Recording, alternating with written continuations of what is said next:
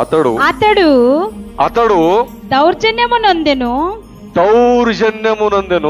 బాధింపబడినను అతడు నోరు తెరవలేదు. ఇక్కడ చూడండి, ఆమేన్. కూర్చున్న వారి నోరు చాలా లేస్తది. నోరు ఇప్పినమంటే ఆగేదే లేదు. ఏమీ లేకున్నా గాని నోరు అనేది లేస్తది. కొంచెం మీరు డీప్ వెళ్తే అన్ని ఉన్నోనికి నోరు ఎప్పుడు లేవదు. ఏమీ లేనోనికే నోరు లేస్తుంది. ఎప్పుడు కూడా నోరు లేస్తుంది. ఇక్కడ అతడు చదవమా. బాధింపబడినను అతడు నోరు తెరవలేదు. వదకు తేబడు గొర్రె పిల్లయు బొచ్చు కత్తిరించు వాని ఎదుట గొర్రెయు మౌనముగా నుండినట్లు అతడు నోరు తెరవలేదు. దేవుని స్తోత్రం కలుగును గాక. Amen. That is the God. Amen. ఆయననే దేవుడు. ఆమేన్. ఆయననే దేవుడు. ఆయననే యేసు ప్రభు. ఆయననే సర్వశక్తుడు.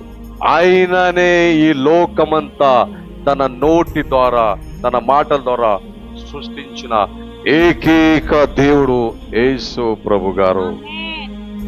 ఇద్దరు దొంగల్లో ఒక దొంగ విత్ ఇన్ సెకండ్ లో ఎన్ని సంవత్సరం చర్చకు వస్తున్నారు మీరు? ఎన్ని సంవత్సరం నుంచి వాక్యం వింటున్నారు? ఎన్ని సంవత్సరం నుంచి ఆలయంలో కూర్చున్నారు? మీ తాత, మీ ముత్తాత నుంచి నేను క్రైస్తవుడని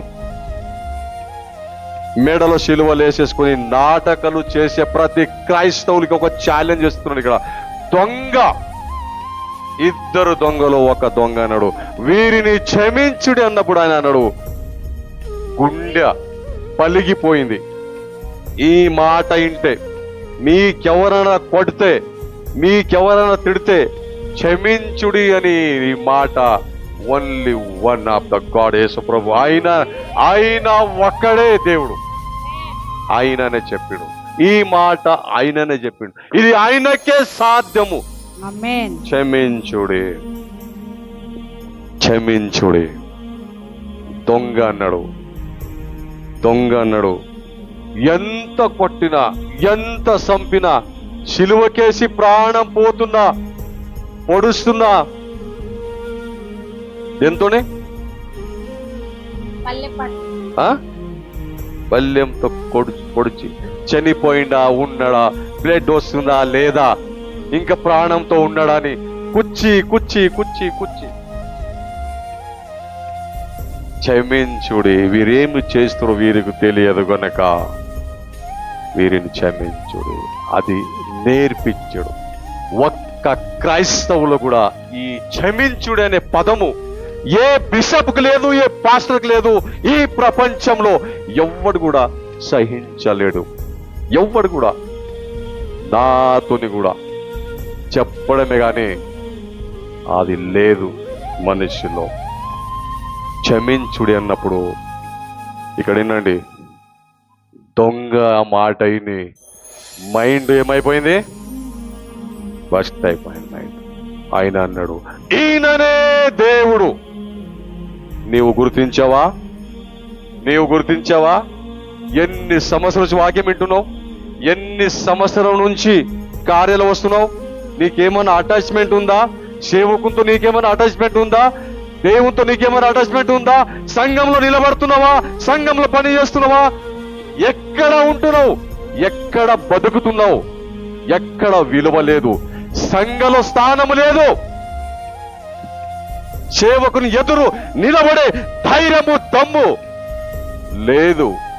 దొంగ పోలీసు వచ్చినప్పుడు దొంగ ఎట్లా దాచుకుంటాడో, సేవకుడు వచ్చినప్పుడు దొంగ లెక్క దాచుకునే క్రైస్తవులు చాలా మంది ఉన్నారు.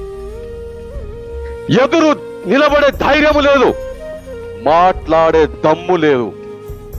చాలా మంది క్రైస్తవులు ఉన్నారు.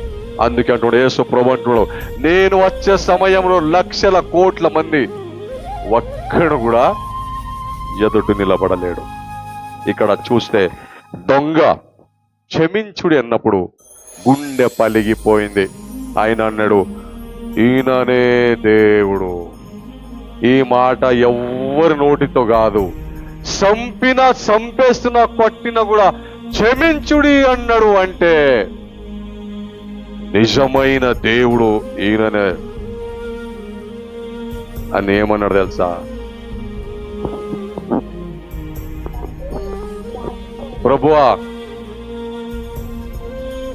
నాకు కొంచెం నీ రాజ్యంలో కొంచెం గుర్తించుకో, కొంచెం గుర్తించు. ఆ తగ్గింపు, ఆ గుర్తింపు యేసు ప్రభు గారు చూసి, యేసు ప్రభు గారు మైండ్ కూడా ఆయన అన్నాడు, ఇప్పుడే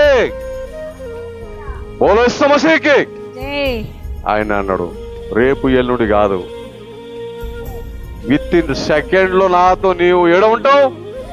రాజ్యంలో ఉంటావు. అది ఎన్ని సంవత్సరాల నుంచి వాక్యం వింటున్నావు? నీకు దేవునికి ఎలాంటి కలెక్షన్ లేదు, నీకు సంఘానికి ఎలాంటి కలెక్షన్ లేదు, నీకు నీ సేవకుడికి ఎలాంటి కలెక్షన్ లేదు, ఎలాంటి కార్యాలు నువ్వు నిలబడలేవు, నీకు ఎలాంటి కృపా కనికారము ఉండదని బైబిల్ తెలియజేస్తుంది. ఇక్కడ చూస్తే ఈ రెండో మాట, దొంగ దేవుని గుర్తించాడు, దొంగ పరలోక రాజ్యంలో ప్రవేశించాడు.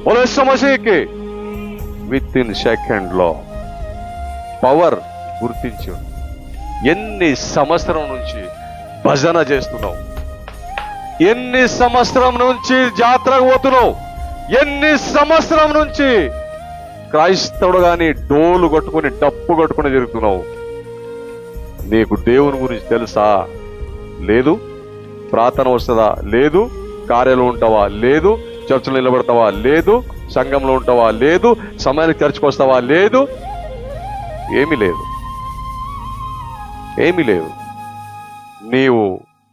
నీకు ఏమి చేసే చేత కాదు, కానీ తప్పు వెతికేది మాత్రము నీలో చాలా ఉంటది.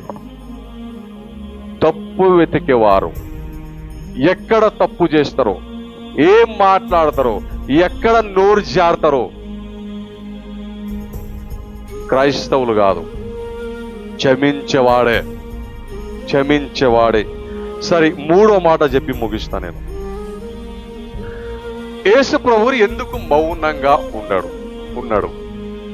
ఎందుకు నోరిప్పలేదు? ఇక్కడ ఏముందంటే, గొర్రె ఏముందమ్మా ఒకసారి, ఎందుకు ఎలాగ మౌనంగా ఉన్నాడంటే, వదకు తేబడు గొర్రె పిల్లలు బొచ్చు కత్తిరించు వాని ఎదుట. ఒక్క నిమిషం ఆగండి. బొచ్చు కత్తిరించు వాని దగ్గర గొర్రె ఎలా ఉంటది? మౌనంగా ఉండను. ఇక్కడ ఉన్న మగవారిని అడుగుతా, కటింగ్ షాప్ లో పోయినప్పుడు, కటింగ్ షాప్ లో పోయి ఆ మంగళని మీకు మంచిగా కటింగ్ చేసినప్పుడు హాయిగా మాట్లాడతారా? ఎవరు ఇక్కడ ఉన్నారు? షేవింగ్ చేసుకున్నప్పుడు, కటింగ్ చేసేటప్పుడు ఎంత హాయిగా ఉంటది కదా? యేసు ప్రభువు బాధ పెట్టినప్పుడు మీరెంత హాయిగా మీరు ఉంటున్నారో దానికంటే ఎక్కువైనా మౌనంగా, నోరిప్పలేదంట.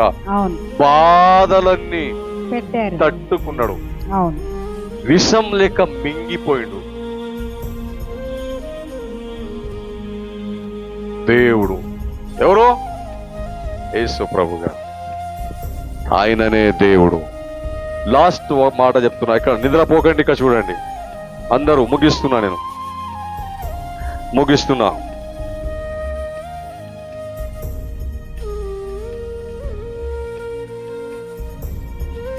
రెండు మాట అయిపోయింది. మూడో మాట, దేవుడు ఎందుకు మౌనంగా ఉన్నాడు? దేవుడు ఎందుకు ఏమీ చేయలేదు? దేవుడు అసలు చేస్తుండేనా? దేవుడు చేయవాడా? దేవుడు ఎందుకు చేయలేదు? ఇక్కడ మనము కీర్తన గ్రంథము 29 అధ్యాయము లాస్ట్ చెప్తున్నది, ముగిస్తున్నాను నేను. 29 అధ్యాయము 3వ వచనంలో దేవుడు నోరిప్పినప్పుడు ఏమి జరిగేది? దేవునికి స్వరము లేకుండానా ఉండేది? ఒక నిమిషం ఆగమ్మా. దేవుని స్వరము మీరు క్యాకేస్తే ఎక్కడ దాకా వినిపిస్తుంది? ఎక్కువ అయితే ఈ చర్చ్ బయట వినిపిస్తుంది.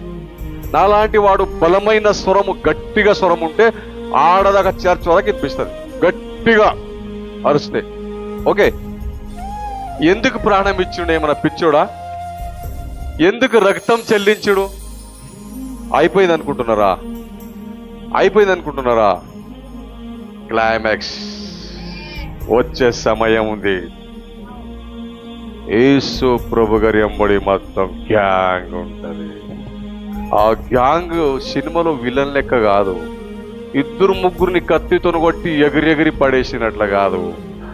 ఆ గ్యాంగ్ ఎలా ఉంటదంటే ఒక్కొక్క మనిషి 1000 మందిని కొట్టే gang. Power of the God, that is the Jesus. Okay, Yesu ప్రభు వచ్చే సమయంలో ఇంకా సినిమా పూర్తి కాలేదు, ఇప్పుడిప్పుడే మొదలైంది. క్లైమాక్స్ చాలా ఇంట్రెస్ట్ గా ఉంటది. మెయిన్ క్యారెక్టర్ ఎప్పుడు ఉంటది? ఇంటర్వెల్ తర్వాత ఉంటది. మీరు ఇంకా ఏమీ చూడలేదు, లాస్ట్ లో ఉంది గ్యాంగ్, గుర్రము.